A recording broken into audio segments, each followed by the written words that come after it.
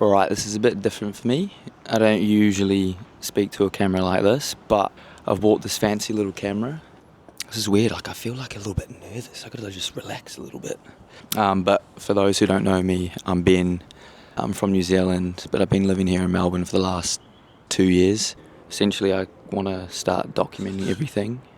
I got a pretty big year ahead, a lot of cool things planned, and I just thought, why not just try and film everything we can, see if we can make some cool stuff. So that's kind of what this is. And look, I have no idea how any of this is going to turn out or what it will look like, but I guess that's kind of the point. So yeah, this video is more of a conversation about the year and what's to come. So yeah. Alright, we'll start with the first big thing for me is that I've stopped playing football. Now, for those who know me, know that I've played my entire life from the age of 5 all the way up until now. So that's over 20 years of consistently playing year round. So making the decision to stop playing was a bit of a difficult one for me.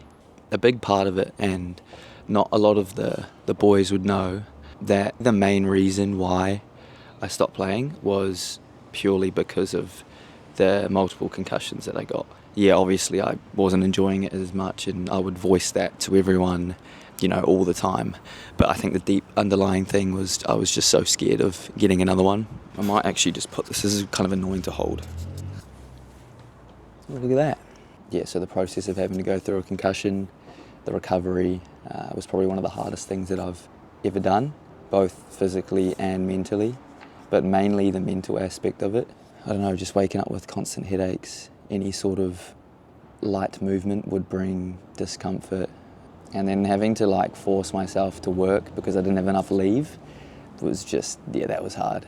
And especially with my job where I'm sat at a desk all day, looking at spreadsheets literally for 8 hours, it definitely did not help the recovery of the whole thing. This sunlight is really annoying. I have to move. I had 2 concussions last year, and they both dragged out for so long purely because of, I guess, the work situation and having to force myself to work. And then going from an extremely active routine to doing absolutely nothing, because that's the only way that you can recover, was just extremely difficult mentally.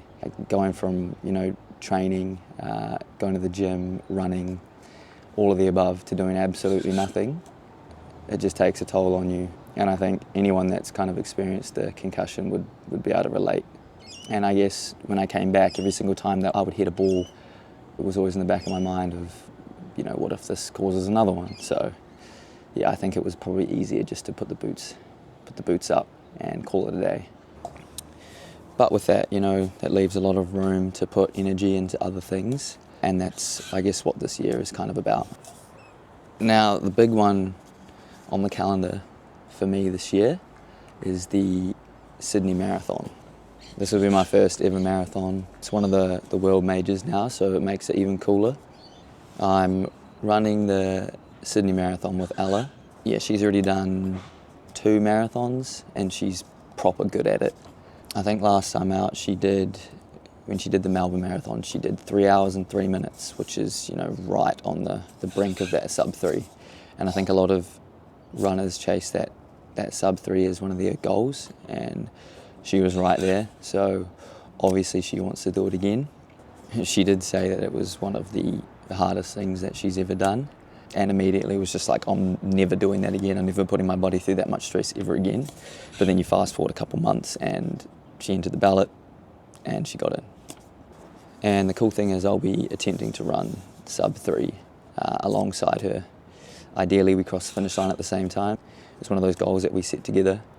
What I will say is that I have absolutely no idea what to expect. 42 Ks, that is, I think the furthest I've ever ran is about 30 kilometers, and that would have been back in 2023. So yeah, I'm a little bit nervous. I don't know how my body will react because, it's a lot of mileage, a lot of time spent up on your feet moving, and especially trying to do it at that pace. I think it's a 4:15 or a 4:16. And at the moment when I'm running, doing that pace is you kind of think to yourself, how the hell am I supposed to do 42 kilometres of that? But then again, that all makes it pretty exciting. And that's the reason why I want to document it, because you just never know what's going to happen or how it plays out. So yeah, August 30th is the day that we find out, I guess. And I should also mention that I entered the ballot for the Melbourne Marathon, and I got in, which is I think a month and a half after that. So yeah, it's a pretty big ask. But you know, we'll just figure that out when we get to it.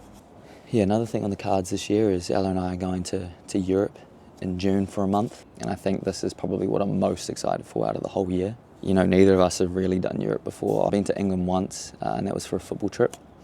So all we really did was train and play a number of academies, and then Ella went on a high school trip.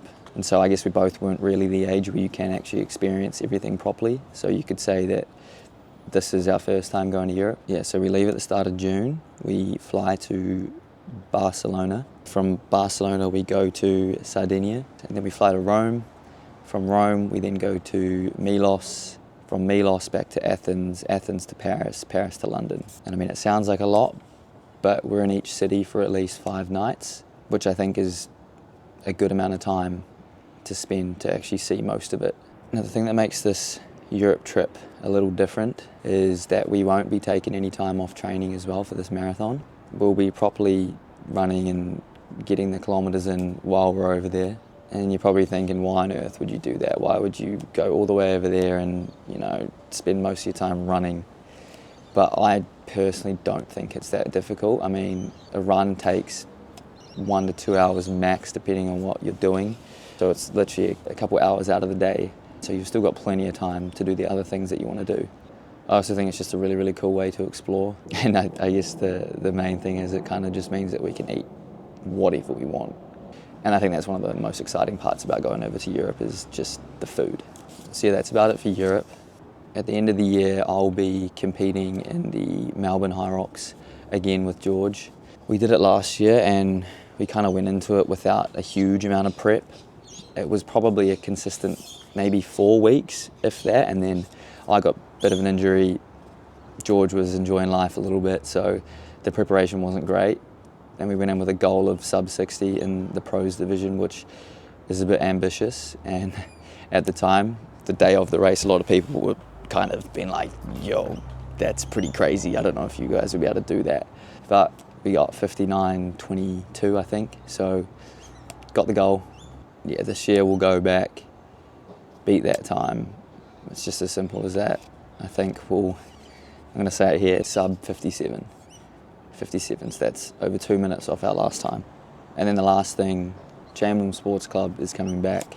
For those of you that don't know, myself, Josh and George started a clothing brand in the back end of 2023. And you know, we got off to a really, really good start and we're all super passionate about it. You know, spending most days after work, before work, putting in the effort, trying to create something, which we did, and we did that consistently for about 1.5 years. That was the one thing that we kind of came over here to grow, come into Melbourne, try expand a little bit. But as it does, life gets in the way and you start enjoying your time. And so it kind of just took a back seat.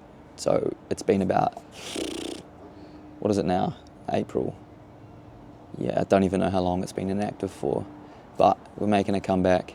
So yeah, just watch this space. So yeah, that's the year. Marathon in Sydney, marathon in Melbourne, month in Europe, Hyrox, Chamberlain Sports Revival, as well as everything else in between. I'll be trying to document all of it here. I don't know what platform this is going to be on. It could be YouTube, could be TikTok, Instagram, don't know. Might be all of them. I guess we'll just find out. But yeah, that's kind of the point of all of this, just to fuck around and find out, really. So yeah, it should be good fun, and I'll see you on the next.